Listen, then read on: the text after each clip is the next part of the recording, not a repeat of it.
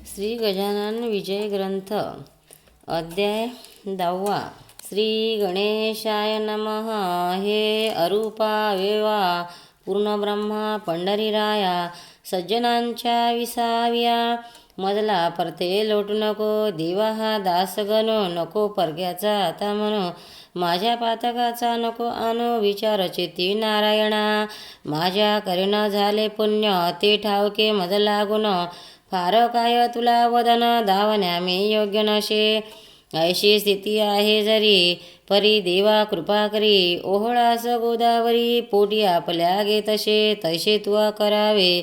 दुःख अवघे निवारावे पातकास न उरू द्यावे. माझ्या शिरी यशकिंचित तू आणल्या मनात अवघेच काही घडू नयेत. रंकाचाही राव होत तुझ्या लाधता वशिला. असो एकदा पुण्यराशी गेले उमरातावतीशी. जाऊनी उतरले सदनाशी आत्माराम भिकाजीच्या. हा आत्माराम भिकाजी सुद्धा अमरावतीचा असे प्रांत. मोठा अधिकार हातात होता त्याच्या विविध हो. कार्यस्थ प्रभू याची जात. हा संतांच्या प्रेमी अमित. सदाचार संपन्न गृहस्थाश्रमी वर्तत तसे. त्याच्या घरी समर्थ गेले ते त्याने सांग पूजिले. मंगल स्नान घातले उष्णदकाने गजानना. उठणी नाना प्रकारची अंगा लावली साची. वृत्ती आनंदली त्याची संत सहवासे ते देवा. कवरती काठी उमरडचा धोतर जोडा नेसला साचा. भाली केशरी गंधाचा भव्य तिलक लावलासे. कंठा माझी पुष्पहार नैवेद्याशी नाना प्रकार. दक्षिणेशी 100 रुपये त्याने ठेविले. धूपदीप आरती झाली पुष्पांजली समर्पिली. दर्शना लागी दाटी झाली उमरावतीच्या लोकांची. प्रत्येकाशी वाटावे समर्थ आपल्या घरी न्यावे. यथासांग करावे पूजन त्यांचे येणे रीती. इच्छा अशी बहुता झाली परी थोडक्यांची मनीषा पुरली. सदनी पाऊले लागण्या भली पुण्य पाहिजे. बलत्तर जे ज्याच्या पाशी होते समर्थ गेले तेथे काकी साधू अवघे कडते. अंतज्ञाने करोणी गणेश श्रीकृष्ण खापर्ड. अमरावतीचे गृहस्थ बडे वकिलांत त्याच्या पुढे ढीग रुपयाचा पडती की. दादासाहेब या प्रद म्हणत होते वराडात. हा सज्जन भाविक अत्यंत ब्राह्मण शुक्ल यजुर्वर्दी. याने विनंती करिता खरी महाराज गेले त्याच्या घरी. तेथेही झाली व याचा परी समर्थाची पूजा हो. गणेश आप्पा म्हणून होता लिंगायत नावाने. चंद्राबाई कामिनी त्याची परमे भाविक हो. ती बोलली पतीला हा साधू पाहिजे नेला. कसेही करुणी घराला पहा विनंती करुणी. आपले निष्पाप असल्या मन याच्या आगमने करुणी. होईला आपले पवित्र सदन भाविकांचा देव असे. गणेश आप्पा म्हणे तिला वेड लागले आहे तुला. हा सदनी साधू नेवायला वशिला पाहिजे. बलतर पहा कापडा लागून हा साधू नेवाया सदनी. श्रम पडेले ते आन ध्याने उगा हट धरू नको. चंद्राबाई म्हणे नाता हे न पटे माझ्या चित्ता. सांगे माझी मनोदेवता सदनी साधू येतील हो. तुम्ही करा हो त्यांना अनुसती. सदनी येण्यास विनंती गरिबांवरी असते प्रीती. संताची ती विशेष परी अप्पा बोलेना. छाती त्याची होईना बोलावयाची निज सदना. श्री गजानन साधूचे महाराज बदले अखेर. गणेश अप्पाचा धरुणी कर तुझे किती आहे दूर सदन तेवढे सांग मला. तुझ्या सदनाशी वाटते यावे काही वेळ बैसावे. ऐसे चित्ती असेल ते बोलावे भीड न धरिता कवणाची. ऐसे महाराज बोलता गणेश अप्पाच्या चित्ता हर्ष झाला तत्वता. तो न शब्दे बोलावे. समर्थास नेऊनी सदनी पूजा केली होय त्यांनी. आपला संसार त्याचे चरणी अर्पण केला तात्काळ. असो ऐशी पूजा भीत झाल्या उमरतीत. ह्या प्रत्येक पूजेप्रत एक गृहस्थ हजर असे. तो आत्माराम भिकाजीचा नात्याने हा होता भाचा. राहणारा मुंबई शहरीचा तार मास्तर असे की ती रजा घेऊन आला. उमरावतीचा होता आला भेटणं आपल्या मामाला. बाळाभाऊ नाम ज्याचे. त्या बाळाभाऊ कारण असमर्थांचे लागले ध्यान. म्हणे ऐशा साधूचे चरण सोडून कोठे जाऊ नये. प्रपंच उदा शाश्वत त्याच कशाला गहू चित्त. केला आजपर्यंत तोच आता पुरे झाले. काही असो आजपासून मीन सोडी यांचे चरण. अमृताला टाकून विष पेवा कोणी जावे. म्हणून प्रत्येक पूजेला बाळाभाऊ हजर भला. होता बुध तो राहिला दुसरे काही का कारण असो काही दिवसाने शेगावी आले परतोनी मळ्याशी न जाता जाणे आले मंदिरे मोठ्यांच्या त्या मंदिराच्या पूर्वीस एक जागा होती ओस गजानना पुण्यपुरुष येऊनी वैसला ते ठाया बातमी महाराज आल्याची कृष्णा पाटीला कडलिसाची त्यांनी जागाची मोक सोडली समजली म्हणून आला धावत त्या ओस जागेवरी सत्य महाराजा करुणी दंडवत अधवदन बैसला डोळ्यातून पाणी वाये खंड त्याला नसे जाणे वस्ट टाकिले विजवणी त्या श्रोणी छातीचे ते महाराज वदले पाटलाला ऐसा का रडशी भला शोक कोणाचा तुला झाला ते वेगे सांग मज पाटील बोले त्यावर जोडून आपले दोन्ही कर महाराज म्हणायचा हेर काहो आज केला हा ऐसा क्षम्य कोणता अपराध झाला सांगा आता माझ्याकडून ज्ञानवंता मी लेकरू आपले अशी ही देशमुखांच्या बाजूची जागा आहे बगासाची एका मळ्याच्या मालकीची येथे तुम्ही राहू नका मळ्यात मर्जी नसेल जरी तरी चला राहत्या घरी ते खाली करतो सत्वरी तुम्हासाठी दयाळा काकी तुम्हा वाचन मला न काही प्रिय आण हे कडले वर्तमान अवध्या पाटील मंडळी तेही तेथे धावून आले महाराजांना विनवू लागले निज सदना या भले हरी आणि नारायण महाराज बोलले तयासी मी जो या जागेशी येऊन बैसलो आज दिवशी ते तुमच्या हितास्तव ते पुढे येईल कडून आता न करा भाषण वाददोगाचे निर्मूलन करील हे विसरू नका जितुके जगी जमीदार तितुके न करी विचार मागचा पुढचा साचार हेच उणे त्याच्या ठाई द्या बंकटलालाशी पाहून आणा वेगेशी मी सोडता तथा गृहाशी तो नाही रागावला तो काही त्याचे विचार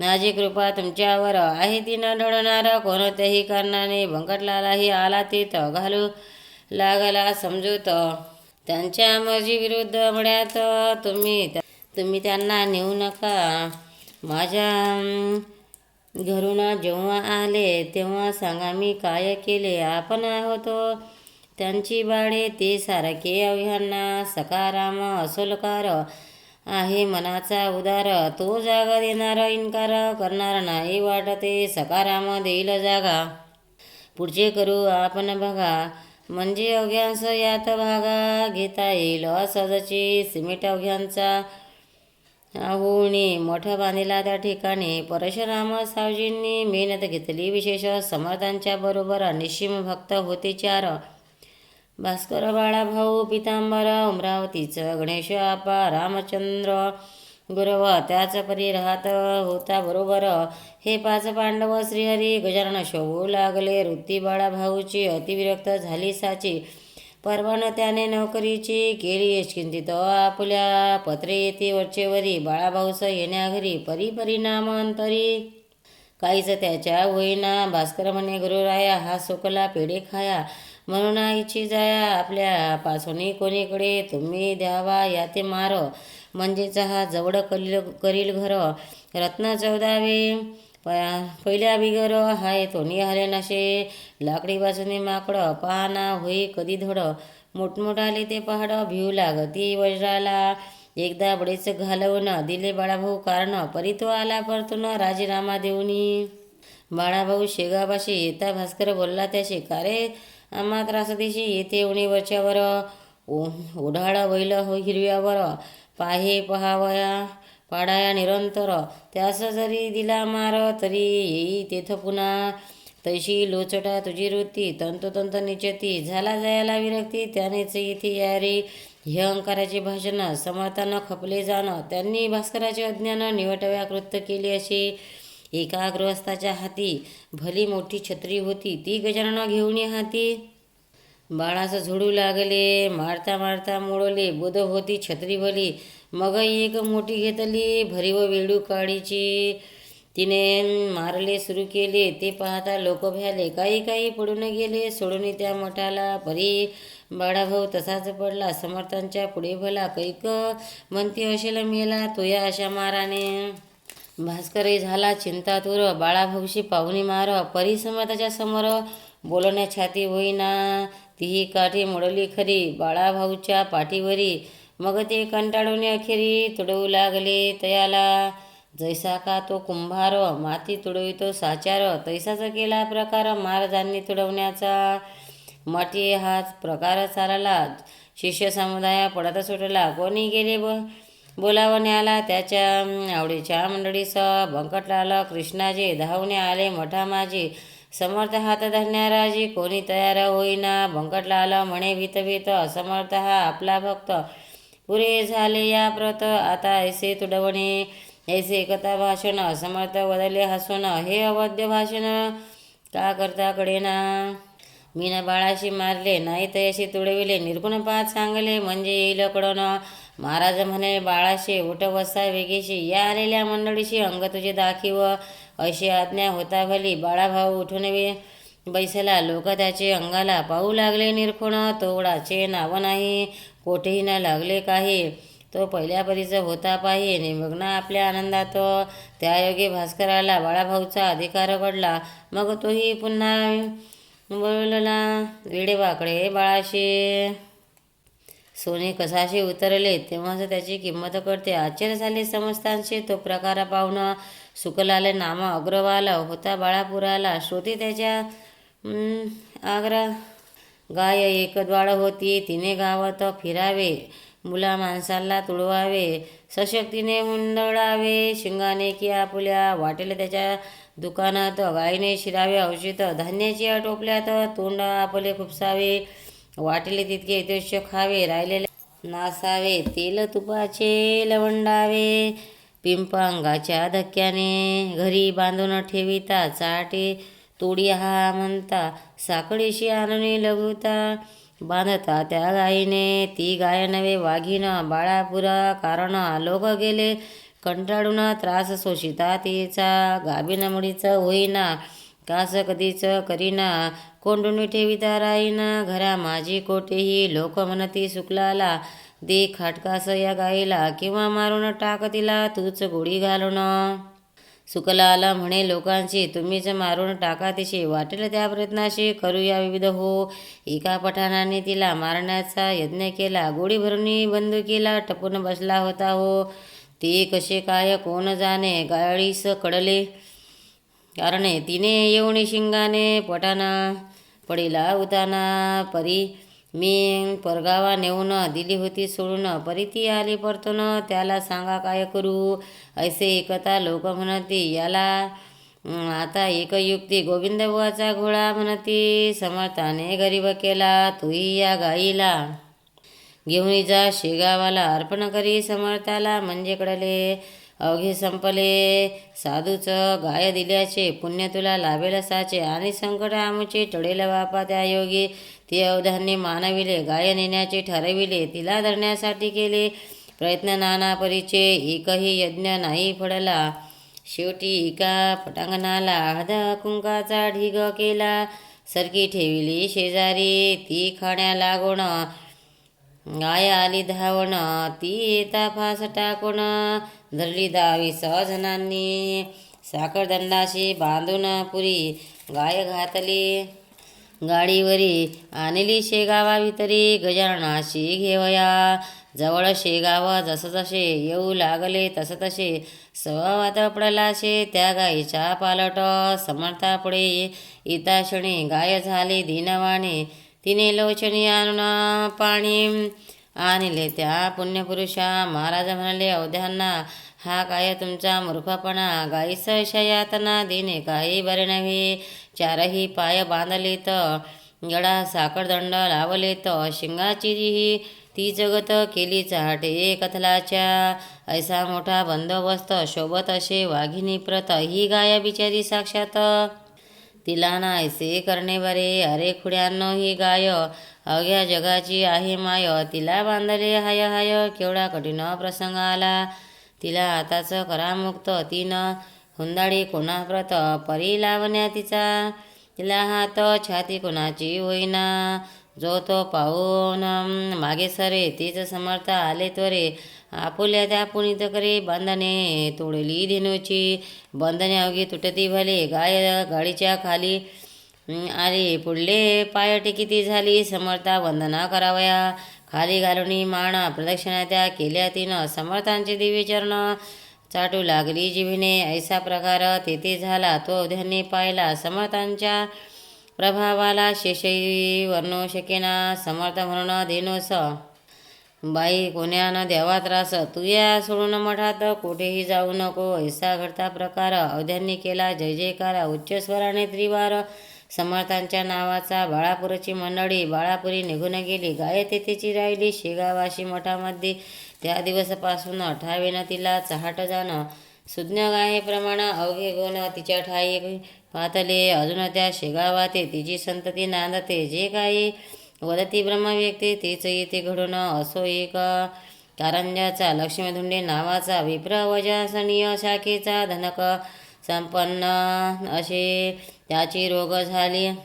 पोटात उपाय केले अत्यंत परिणाम आला. गुण किंचित खर्च सारा व्यर्थ गेला. त्याने समर्थांची कीर्ती कर्णोपकरणी ऐकली होती म्हणून सहपरिवारे सत्वर गती आला शेगावा. कारणे रोगव्यथेने चालवेना. श्रुतीतया लक्ष्मणा दोघा तिघांनी उचलून जाणा आणले त्या मठात. करण्या नुसता नमस्कार असमर्थ होती शरीर. त्याच्या कुटुंबाने पदर समर्थापडे पसविला आणि म्हणाली दयाघना मी आपली धर्मकन्या. माझ्या पतीच्या यातना हरण कराव्या आपण. अमृताचे दर्शन होता का यावे मरण. माझ्या कुंकवाला गुण टिकवा हीच विनंती.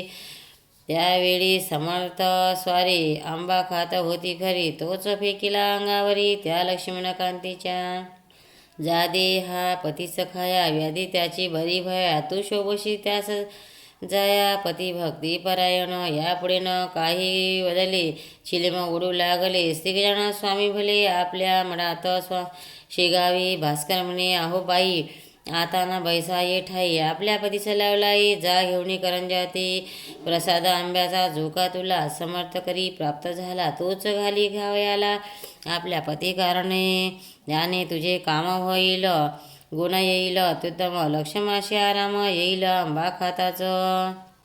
बाई घेऊन आंब्याला येती झाली कांजाला. प्रसाद खाऊ घातला आंब्याचा. आपल्या पतीचं निजगृही जुडपे आले. आप्त पुसू लागले. शेगावात काय घडले ते सांगावे. साकल्य बाईने अवघे वर्तमान कळविले लोका लागून. आंब्याचा तो प्रसाद म्हणून दिला समर्थ मज लागी. आणि आज्ञा केली खरी खाऊ घाला त्यादरी. आंबा प्रसाद निज करी आपल्या त्या पतीला. त्याप्रमाणे मीही केले आज सकाळी खाऊ घातले. हे वैद्याने जय ऐकिले तरी त्या वाटले वाईट. अहो बाई तुम्ही काय केलेत हे हाय हाय. आंबा हीच कुपंत होय या पोटातील रोगाला. माधवनिदाने हीच कथिले. श्रुतिदांनीही वर्णिले. निर्घताने कथन केले. शारंगधर म्हणे ऐशीच तुम्ही तो प्रसाद दिलेला पाहिजे होता भक्षण केला. पत्नीचे पुण्य पतीला उपयोगी पडतसे ऐसे वैद्य बोलले. आप्त अवघे घाबरले. जे ते टोचून लागले. लक्ष्मणाच्या पतीस परी झाल्या गटित. लक्ष्मणाचे पोट सध्या रेच होऊन अकस्मात मऊ होऊन गेले हो. सोच्या वाटे व्याधी गेली. हळूहळू शक्ती आली. पहिल्या होती झाली प्रकृती लक्ष्मणाची निसर्गाच्या बाहेरी. वैद्यशास्त्र काही न करी तेथे उपयोगी पडते खरी कृपा देव संतांची. लक्ष्मणा बरा झाल्यावर आला शेगावी सत्वर. म्हणे महाराज माझे घर पाय लावणे पवित्र करा. मी आलो त्याचसाठी. चला कारंजास ज्ञानजेटे. मला न करा हिमपोटी नाही ऐसे म्हणू नका. आग्रह त्याचा विशेष पडला. महाराज गेले कारंजाला.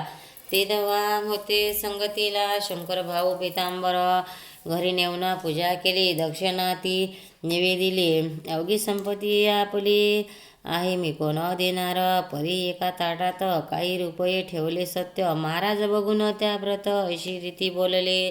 म्हणते माझे काय न उरले. मग हे रुपये कुठून आले. लक्ष्मणा असे दांभिक चाडी. पणा करू नको. मला दिले तू आपले घर उघडी. आता उघडी अवघे दार ठेविकून देई रस्त्यावर. अवघे कुलपे ये धवा. लक्ष्मण काही न बोलला. मौन धरून बैसला. परी समर्थ आग्रह धरिला. खजिन्याचे दार उघडी. भीत भीत मोकळे दार केले त्याने अखेर. खजिन्याच्या उमरावर स्वतः जाऊन बैसला. आणि म्हणाला, महाराज यावे वाटेल ते घेऊन जावे. ऐसे बोलिला जरी बरवे परी अन्य भाव अंतरीचा. हे त्याचे दांभिकपण. समर्थ आलेकडून बहुरुपयाचे राजेपण. कोठोनी टिकी बाजारी जैसे कडू वृंदावन. वरून पाहता दिशे छान परी अंतरी कडवटपण. पूर्ण त्याच्या भरले असे. सोडोनी त्याच्या घराशी उपाशी निघाले पुण्यराशी. दांभिकाच्या सदनाशी संत न होती तृप्त कदा.